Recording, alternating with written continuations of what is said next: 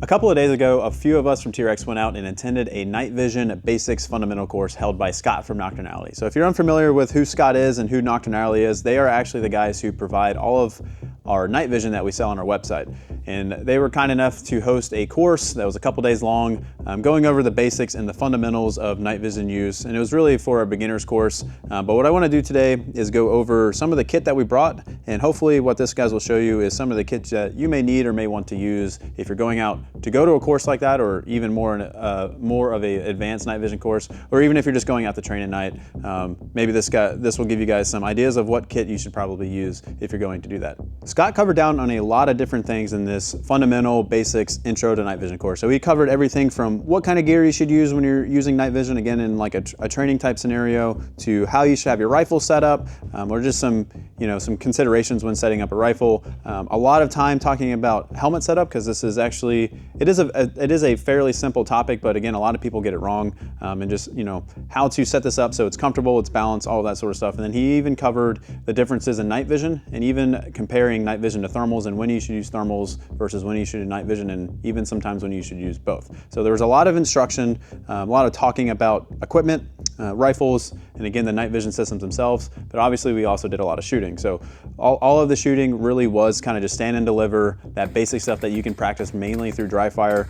So it's going to be a lot of high readies, shooting both of that with your laser, with your optic, a lot of transitions from rifle to pistol, a lot of reloads, some target transitions, not so much any moving and shooting. One thing we did not do in this course, but you should definitely expect if you go to some other basic night vision course, or something you should definitely do if you're training on your own, is just walking around in night vision. Not so much shooting and moving, but again, just getting out there, walking through the trees, walk down a path, even just walking around your neighborhood is going to be one of the more beneficial things you can do for training under night vision, because it's probably the hardest thing to do. Shooting under nods is actually pretty easy, but the walking aspect, like I said, is a little bit difficult because your field of view is sucked in. You have to set your focus, so your depth perception is going to be set kind of to a specific distance. So it's just your situational awareness, and just knowing what's around you is a little bit more difficult to get a hold on under night vision comparatively when you're just walking around in the day looking through your normal eyeballs. So what we're going to do now is we're going to go over the kit that we used. I'm going to start with the nylon goods. We'll talk about the guns, talk about the nods themselves, and then even some of the supporting equipment that I brought. So again, so you guys have an idea of what you should have on the range, or some considerations we may want on the range if you're training for yourself, or if you're going out to a night vision course, some of the things that you may want to consider bringing. For this course, and really any kind of shooting course you go to, you're going to want to be able to carry a lot of magazines on you. I'm not going to say for every course out there, but for the majority of courses that are centered around shooting and improving your shooting, so basically a shooting course of some kind, carrying additional magazines on you is going to be beneficial. You don't want to have to run back and forth to your car to get ammo and that sort of thing. So the rig that I wear, this is actually the same rig, not this specific one, but the Ready rig in general, is the rig that I like to wear when I'm training and I need to carry a lot of magazines. It's very comfortable, it's very lightweight, and it can hold a lot of the things that I need, and it's not extremely bulky. So I used our new Ready rig. This is the one with the inline update that has some pull tabs on the sides, and like I said, this was mainly just to carry some magazines. Now the additional things that I had in this, I have our sticky GP pouch on the front. And in this guy, I just have a couple of Sharpies. So when we go down and mark targets, generally in a course, a training course of some kind, you're not pasting targets. You're just marking them off with Sharpie. So I just like to bring 2 different Sharpies. The reason why is I mark my pistol rounds, my rifle rounds 2 different colors, or if I'm doing multiple strings of fire onto the same target, like say we're doing a bill drill at 10 yards and we do that multiple times, I'll mark targets different ways so I just know the differences between my strings of fire. So I have a couple Sharpies, all that to say. Always have some note-taking gear just in case the instructor says something you need to remember, just to take notes, nice to have. And then one of the more important things, especially specific to night vision training, is having additional lubrication for your rifle. Now, when you're shooting under nods, generally you're getting into the night, obviously, and temperatures change. And if you're in the south or kind of anywhere's, again, in just a warmer, more humid environment, humidity starts to rise, you start to get some fog, and you start to get a lot of condensation on your equipment. That carries over to your rifle, and condensation / fog / humidity, all of that sort of thing, compared with carbon, gets guns very, very gummed up. In fact, I was getting a lot of malfunctions because of that, so I just highly recommend having some lube on your kit that you can use on the fly, and not, again, having to run back to your car to re-lubricate your gun and have the whole class weight on you. Other than that, on this kit, not too crazy. I just have a pistol mag. I have a handheld flashlight that is a Vampire. I have a flashlight that I keep on me. It's just the Surefire EDC light. I use that normally, but if I needed an additional Vampire IR light, this would be what I use. I just have this on the kit. Not intended to use, but again, it's a night vision course. Should have a Vampire. I have the Leatherman trauma shears on here. It's just the multi-tool I prefer to have on my kit, regardless of what I'm doing, because I just carry a multi-tool on my pants normally, so I don't need a big Gerber or anything. I just need something that can do something different comparatively what I have on me. Then I have a headlamp on me. I don't actually use headlamps all that often. I use the light on my helmet, and we'll go over that when we get to the helmet, but this is just a good backup, and I have an extra pouch on the kit, so if the light on my helmet dies, I can just pull this out, and I'm good to go, and I have a way to have a light attached to my head while I'm doing things. And the last thing on this kit, I just have additional medical. So I have medical on my belt, but again, I have 2 extra pockets on this. So medical on my body just in case for extra, or if someone doesn't bring any medical and someone is worried, you know, because they forgot medical, kind of a weird situation.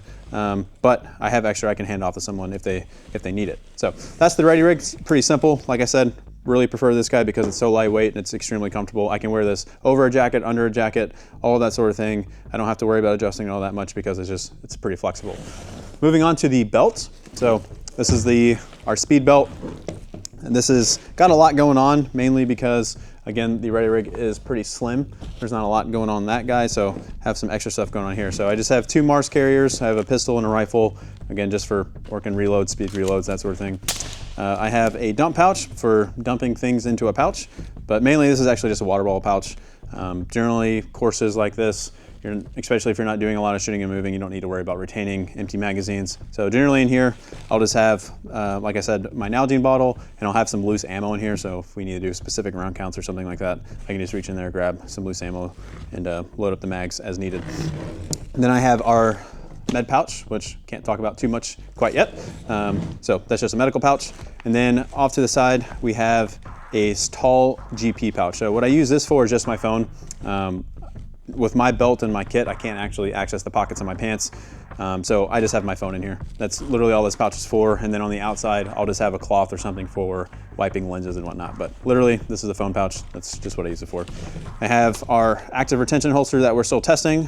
So like this, because we're doing things at night, I don't want my gun to actually fall out and maybe I don't notice it. So just having some active retention is a good idea for night vision. And then just gloves and some electrical tape. Electrical tape can be used for a number of things. I know people for some reason get irritated when we have electrical tape on our kit, but I use it quite often for a lot of different things. So that's the belt setup. So the rifle I used is a Daniel Defense Mark 18. This is the RIS 3. And it's just an arrow lower with our lower parts kit, and I have a Schmidt 2-stage trigger in it. I just really like these Schmidt triggers. Are becoming my favorite trigger, actually, the more I use them. But anyways, other than that, so it's a 10-3, the Mark 18. We have an RC3 suppressor. I've been testing this suppressor for quite a while now. I'm approaching 9,000 rounds on this guy, and shooting this with 55 grain M193 on a 10-3. Experienced minimal flash, the standard flash that you'd expect from an RC2 suppressor. So with the pretty high round count we have on the suppressor, I'll have to say it's still performing really well. This suppressor with the Mark 18 and an A5 H2 buffer made this gun shoot extremely soft.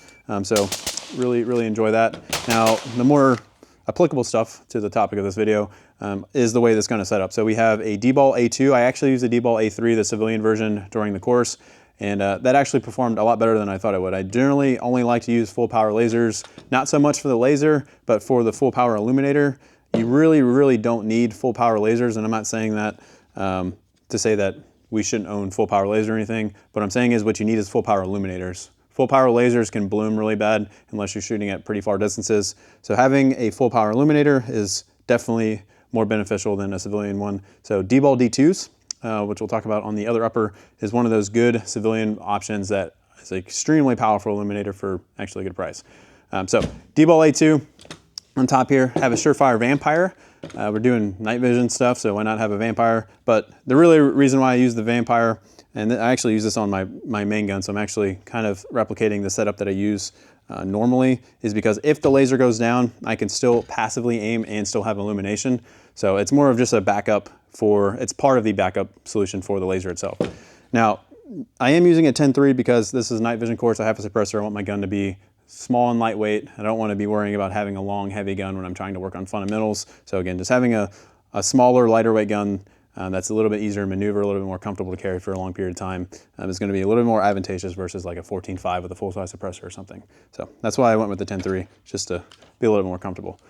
So going back from the laser and the suppressor, we have an aim point T2 on a 193 mount. Generally, I use absolute coat witness mounts regardless of what I'm doing, even if I'm passively shooting, because this will be a topic for another video. But in order to passively shoot, you absolutely do not need tall mounts. All you need is good stock placement and good rifle fundamentals, and you will be able to passively shoot even with a PVS-14 through a lower 1/3 optic. We've demonstrated it before on some of our social content, and like I said, we'll do a video on that. But all that to say, 193 on the T2 is not necessary, but the T2 actually isn't the greatest optic to passively shoot through. If you're going to shoot passively dedicated, as in you're going to set up your rifle to passively shoot only and maybe just save the money and not have a laser, the T2 is not the best solution. Really, the only optics out there that I would recommend for dedicated passive shooting is going to be the EOTech or the Romeo 8T. The windows are extremely clear, so when you're actually shooting passively through it, you don't have a lot of cloudiness in the optic because of that, that light transmission. The aim point T2, when you come up and you're presenting through it, you can definitely see the lack of light transmission in the optic. So it's basically a black circle with the reticle in the middle of it, and you can't see through it. So especially if you're shooting with a PVS-14, this is going to be a little bit difficult because you don't have your other eye to rely on for external illumination. So that's the gun setup for the gun that I used mainly. Again, just a 10.3 Mark 18 with an RC3 suppressor, aim point T2, D-ball A2, and a Surefire Vampire. And the rest of the stuff doesn't really all that matter on this gun. Now I did bring 2 uppers. So if you have the means to bring an extra gun to the course, regardless of what kind of course you're doing, I definitely recommend it. Always bring a backup if you can. Generally, lower receivers aren't going to fail on ARs, but something on the upper could. Especially like, let's say your laser goes down and there's 12 other people in the course, you're probably not going to be able to stop the course to, re-zero your laser or something like that. So having an upper that's set up, ready to go, zeroed and everything, so if something does happen, you lose zero, something breaks, you can just hot swap your upper. It's a good idea if you have the means to do so. But I also brought this in case I wanted to just use something different. So like I said, EOTechs are definitely a better solution for shooting passively. EOTechs are my favorite red dot right now. Aside from the EOTech, I just have a magnifier in here. Definitely would probably not use this for the night vision course, but brought it, just in case, and that's how the gun is normally set up.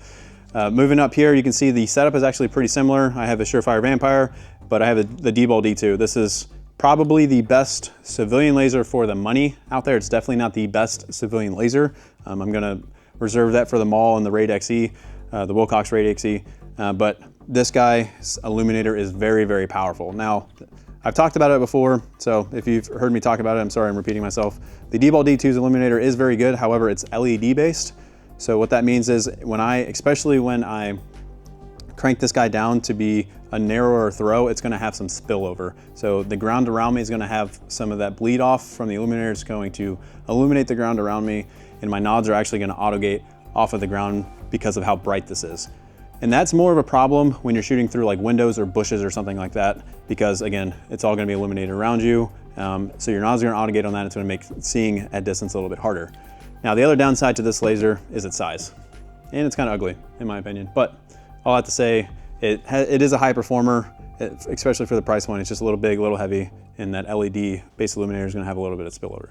So other than that, this is basically the same upper. This is the BCM 11.5. It's just a little bit different in length, and then I have an RC2 suppressor on there. I definitely don't need to bring an extra suppressor, but if that gun went down while the suppressor is hot, gonna be kind of stuck shooting on suppress, and we don't want to do that at night if we can prevent it. So the pistol setup, should have talked about this when we were talking about the belt, but it's just a Glock 17 Gen 5 bone stock. It's cut for an Acro P2, so I have an Acro on there. This is my favorite pistol optic still, and I have a Surefire Vampire flashlight because shooting passively is actually a lot of fun, and sometimes I like to just shoot passively unrealistically, as in use illumination, because passively is intended for like a near peer type situation, so you want to be able to engage targets without them knowing where you are. So you won't use illumination if you're shooting passively. That's the normal use case for shooting passively. But like I said, I just find passive shooting a lot of fun. I like to go out there and shoot rifles passively with illuminators. Same thing with the pistol, so that's why I have the Vampire on there. Now I will say, even though the Acro is my favorite pistol optic currently, I carry it every day.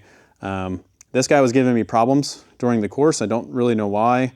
It just randomly shut off, and I would have to like smack it for the illumination, for the reticle to come back on, and when it would come back on, it'd be max bright. So not really sure what's going on with this. I'm gonna have to play around with it, but kind of disappointing to see an issue with my favorite pistol optic. P2s are great. Now the most important thing we should talk about in this video is probably helmet setup and the night vision that I used in the course. So I actually used two different sets of night vision. I used RNVG alphas on the first night and then RP and VGs on the second night. I'll talk about those in a second after I go over the helmet setup. So helmet setups are very, very important because you want this to be comfortable, you want it to be balanced, because wearing night vision can be very, very uncomfortable, especially for long periods of time because you just have a lot of weight on your head. So if this is unbalanced, you're just gonna have a pretty miserable time. So I have the OpScore SF helmet. I've probably said it like 100 times in videos by now, but this is by far my favorite helmet. I just don't really see a reason why to own anything else. I love this thing. It's amazing. It's worth every penny in my opinion. What I have on the helmet, I try to keep it pretty slim or pretty streamlined, not a lot going on, although it looks like I have a lot going on. So I just have the Wilcox G24 mount. This is the gold standard for mounts. There's not really too many other options out there. These are expensive, but they're worth the money. I have just a task light on here. This is white, red, and IR. This is, again, the main light that I use. Like I mentioned earlier about the headlamp.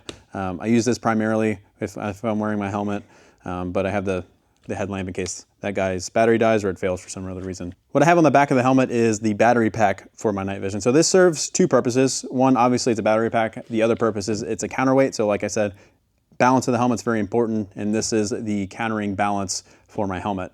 So obviously, depending on your night vision, your counterweight, whatever you use for counterweight is going to be dependent on how heavy the night vision is on the front of your helmet. And given that this is the battery pack, this is obviously a pretty lightweight counterweight, and that is because I use RNVG alphas with ultra lightweight lenses. So I have a very, very light set of night vision on the front.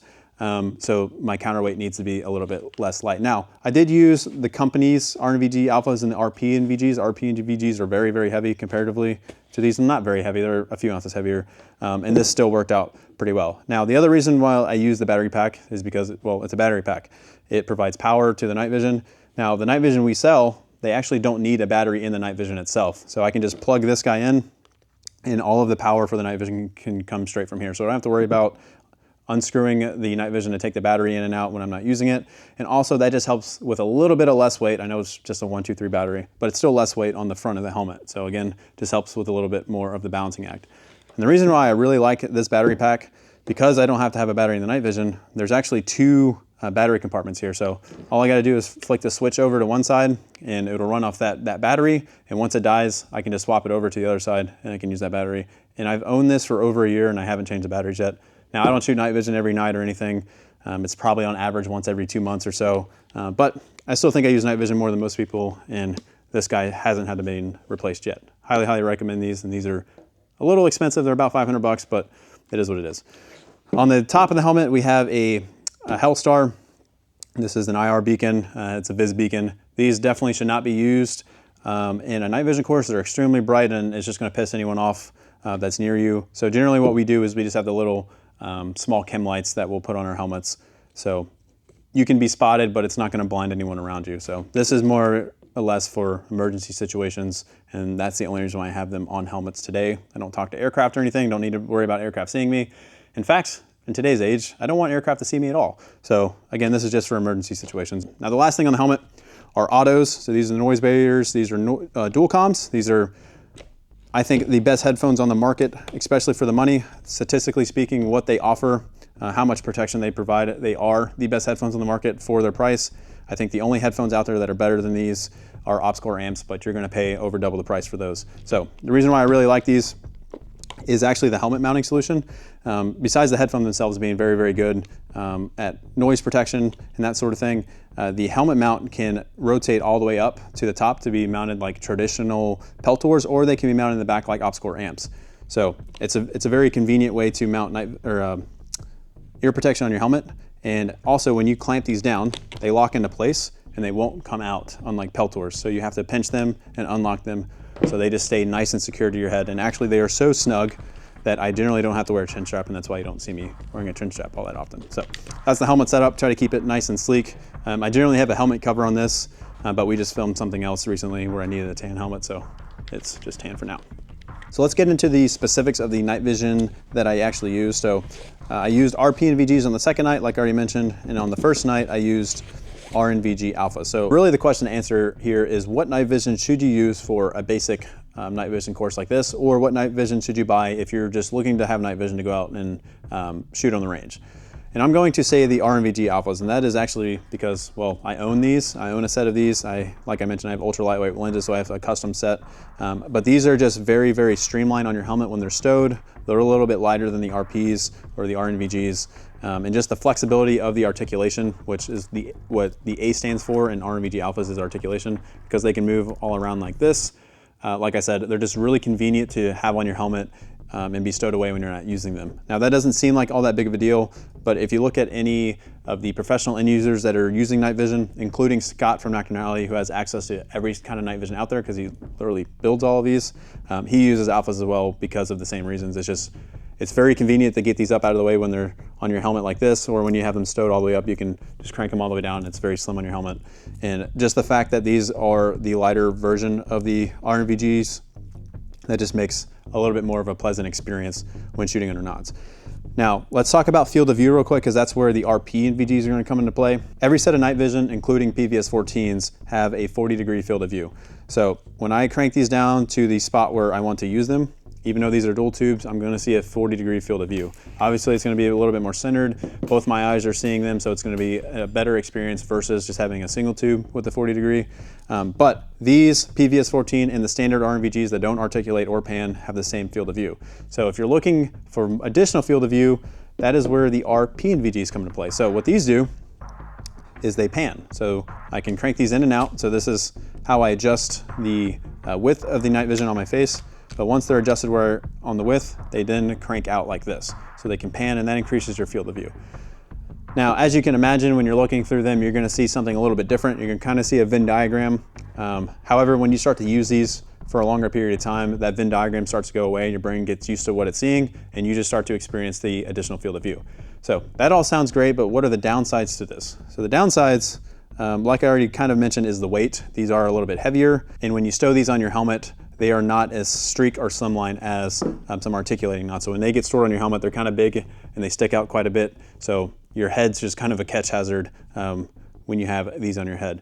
Also, shooting passively is a little bit more difficult with these because you have these two tubes that are kind of sticking out like this. You have that Venn diagram. You put the dot in the center of what you're seeing. It's actually your narrowest field of view. So finding the dot shooting passively is a little bit difficult to do with RPs. In fact, when we were shooting passively and I was using these, I basically just used them as RNVG alphas. I didn't pan them, I cranked them inwards, and that's just how I had to do it because it was just, again, hard to find the dot. It had to be exactly centered because if it was a little too high or a little too low, it was just out of the field of view of the night vision. So those are the two sets of night vision I used during the course. If I had to give you a recommendation on night vision, if you have the coin, definitely get RNVG alphas. These are my favorite night vision out there. No, they don't have variable gain. I don't think variable gain's all that big a deal. I just have flip caps on my night vision, so when I flip them up, I have full light exposure, and when I flip them down, it's basically like a variation in the gain because I just slimmed down the amount of light going in to dim them down a little bit. Last thing I want to talk about is some of the additional and supporting equipment that I brought out to the training course. So I'm just going to go over this stuff real quick. And some of these things are just a nice to have all the time, whether you're just going to the range or you're just going out to train by yourself. And some of these things are just nice to bring to the course to be an additional help for the training that's happening. So first things first, I bring additional eye and ear pro. This is obviously mainly for myself in case my headphones or my eye pro go down for whatever reason. I bring extra autos because these pop on and off the headband and the helmet mounts pretty quickly. So if these break for whatever reason, I can swap these out very quickly. And then that's also one of the nice things about autos. Now the main reason why I bring additional iPro out to especially night vision training is I actually rest my night vision on my iPro because I want the maximum field of view. It's just how my eyes see night vision the best. So I actually have a set of iPro specifically for night vision because they're a little bit scratched up from the nods themselves. So I bring an extra set because sometimes these just are a little bit too much to bear when it comes to the scratches and it makes it a little bit difficult to see. But again, that's why I have a dedicated set of iPro for night vision. And then also, like I talked about with the climate chains, especially when you shift in to shooting at night from going from day to night, you get that humidity and whatnot. Having extra set of iPro can be beneficial in case you just can't get yours Pacific set that you're wearing to stop condensating or stop fogging up. So I have a couple extra sets of those. Another thing that's extremely beneficial to have with you, again, this is for basically anytime you go to the range, is just a little toolkit.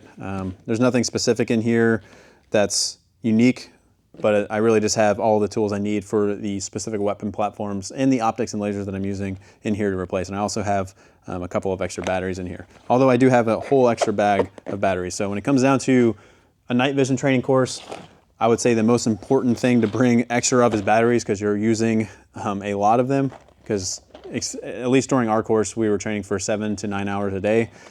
So our stuff was being used and powered on for quite a while. So having a lot of extra batteries is nice. And again, this is one of those things that can just be useful to other people that are there. Yes, I understand batteries cost money, but it's also a nice thing to be able to help people and give to them as needed. So having a bunch of batteries is just one of those positive things to bring with you. Now I do have a little bag here. This is full of spare AR-15 parts. So I have a spare bolt face. I have a whole bolt carrier in here. I have various different buffers and buffer weights and spare springs in here. I even have a whole spare fire control group. So if anything happens to my gun, I am able to fix and replace basically any part on the rifle, unless something like the gas block or gas tube or barrel fails for whatever reason. But almost anything else I can replace what's in here. So highly recommend having this at all times as well. I have a cleaning kit. The same cleaning kits that I bring to the range all the time. This is just something I put together. Has everything that I could ever want or need in a training or in a cleaning kit. I bring this every time I go to the range. This is very beneficial, especially again due to that climate change we already talked about with night vision. And then some of this other stuff is really just for to be helpful to other people in the range. Lead wipes, obviously beneficial to you as soon as you're done shooting, especially shooting for long periods of time with suppressors. De-lead your hands, especially if you have kids. This is very, very important. So I bring these all over the place, and I wipe down basically everything. Everything that I've touched, including my phone, I de-lead wipe. Now the other things, like I mentioned, kind of beneficial for everyone else. I'm gonna bring a pasty gun and a stapler. Again, this is just to help courses go a little bit smoother and be able to be a help on the range when need be. Rangefinder. This can just be an additional for the instructors if they're setting up targets, or if you just want to verify distances yourself. And this is nice and small and lightweight. I bring it to the range no matter what I'm doing. Even if I'm shooting pistol, I'll laze targets that are 10 meters away to make sure I'm actually shooting 10 meters. Shot timer. Generally, instructors are going to have multiple shot timers, but bringing something like this Kestrel or some other shot timer that can pick up suppressed shots a little bit better, that can have an adjustable sensitivity, could be beneficial.